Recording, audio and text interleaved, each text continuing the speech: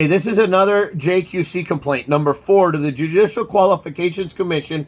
I'm about to file that I'm already suing Blantigel, the executive director of the JQC, and I'm getting ready to sue other executives there for completely ignoring all my emails, all my voicemails. It's all documented. You've seen some of the videos I posted of me leaving them voicemails and covering up the judge's crimes and abuse. This has got to stop. So this is number 4 JQC complaint I'm about to file. JQC complaint number 4 on corrupt Judge Holly and Darenthal and intent to sue in federal court JQC if proper action is not taken fast. I'm going to sue the JQC as well as a whole. Let me put this over here and read this to you. JQC complaint number 4 on the corrupt, man-hating, misandrous Judge Holly and Darenthal for committing countless felonies and covering child abuse in a felony conspiracy and tons more crimes she is committing, including violation of oath of office and countless criminal offenses. And I put in big letters yelling at them. This judge needs to be disbarred and thrown in prison, and I want her put in front of a panel of judges to answer for her crimes. Next paragraph. I am currently have an open federal lawsuit against 3 state court judges as well as the executive director of the JQC, Blantigel, and I'm about to file more, including against JQC and others within if action is not taken fast. My children 4 and 5 years old are being physically and sexually abused, as well as just reported yesterday, still being left in well-documented criminal drug addict and drug trafficker and child abuser named Michelle Gillam's house because of corrupt Judge Holly and Darenthal and her crimes of covering up child abuse and falsely accusing me of making false reports. This judge needs a mental health evaluation for real. This new abuse was reported by the Visitation Center monitor on court record in my divorce from yesterday's visit and is also attached below. Judge Holly and Darenthal is working in cahoots with her colleague, corrupt misandrous Judge Christy C. Collins, that hates my guts for my public complaints about her, and their boss, Chief Judge Lisa T. Munyon. I'm suing all 3 judges in federal court. Google Seoane versus Darenthal, for those of you that don't know. Note, I have had 2 male judges on my case with 0 complaints.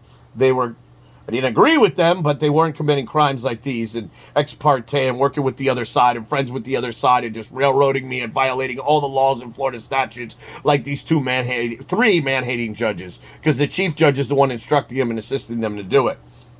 Anyways, long story short, you can read not only my 800-page federal lawsuit towards them and others, but also the now 3 criminal complaints I've filed.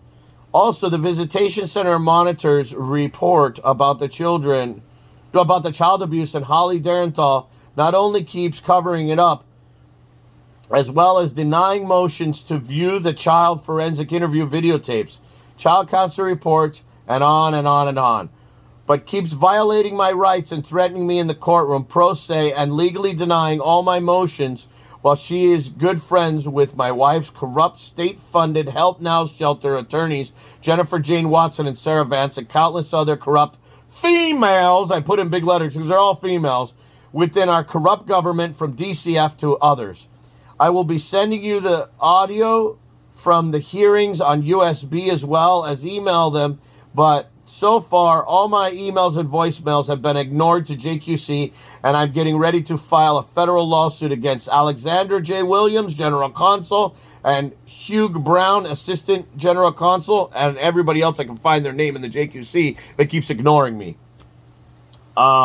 Assistant General Counsel, if they do not respond soon. Judge Darenthal has also illegally denied countless motions while participating in a criminal conspiracy and insisting in criminal perjury she is covering up each time I try to prove it and bring it to her attention. She has also denied countless motions to recuse and motions to disqualify, even though she is clearly biased after I've showed her all my complaints and federal lawsuits against her. And at the last hearing, when she threatened me on court record, I made her have the bailiff take from me 42 U.S. Code 12203 and Article 3 of the U.S. Constitution, and told her she committed a felony, and if not, and is not to threaten me in the courtroom again. And the bailiff assaulted me, snatching it from my hand, which I also put on record, and Judge Derenthal did nothing. The amount of people covering child abuse and neglect is disgusting. Have a heart for the children, for God's sake, please. How many minutes is this? Okay, I got some more. Below is all the proof you need to throw this criminal judge in prison once and for all, where she belongs, if you don't cover her butt, because she's a fellow judge. Because they're judges that are going to mandate judges. Judges reprimand judges, but they don't reprimand them. They stick up for them and hide their shit. That's the problem. That's why JQC is not putting her in front of a committee to answer to her crimes and throwing her in jail and disbarring her. Public criminal complaint, verified probable cause for arrest. Arrest warrants part 3. Whoever seeing this or receiving this, please note, I am publicly running for Florida's governor, and I just sued in federal court the current governor, 3 state court judges, and about 25 corrupt females discriminating against me for being a retired straight male adult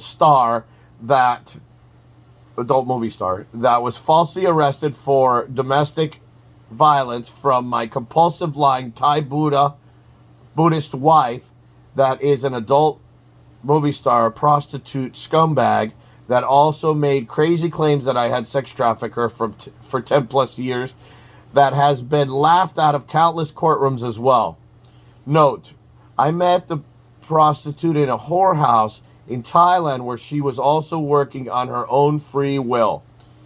Please see previous criminal complaints and my federal lawsuit against several corrupt individuals, also including DCF and CPT employees, at donaldcerwani.com or here, and I give them a link to see the criminal lawsuit because it's public. If you look for it, it's not in the first couple of results, but it's down there.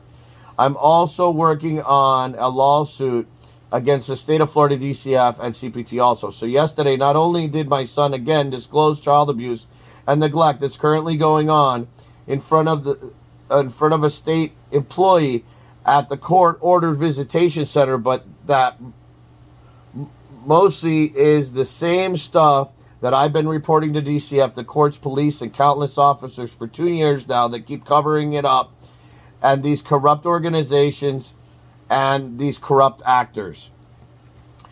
He has 2 bruises in the middle of his back that I would be willing to bet came from his mom's porn star fan, prostitution client, boyfriends or boyfriend, Customs and Border Patrol officer Neil. It's actually Noel. That has been beating my son and punching him in the back for 2 years now, according to my son. I have previous videos of my son disclosing this, but yesterday my son gave 3 different stories. He told us where the injury came from. First was a bike, then a swing, then told police a hammock. He also disclosed in front of the mother that he will be in big trouble if he tells me the truth. They're brainwashing him, folks. Completely brainwashing him. He's scared to say anything. Take note, mom threatens to beat him if he tells DCF or police anything bad. So yesterday, first he said Neil was not hitting him anymore.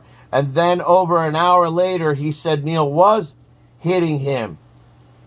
Furthermore, he disclosed that him and his 4-year-old sister are being left alone again all the time in drug addict and drug trafficker Michelle Gillum's house. And I put the address. I'll leave it out so it doesn't get pulled off social media. You can Google it. It's public. Crack house, and that Michelle is still smoking that stinky marijuana stuff around him and his sister in the same room. I'm going to make the next video, part 4, folks.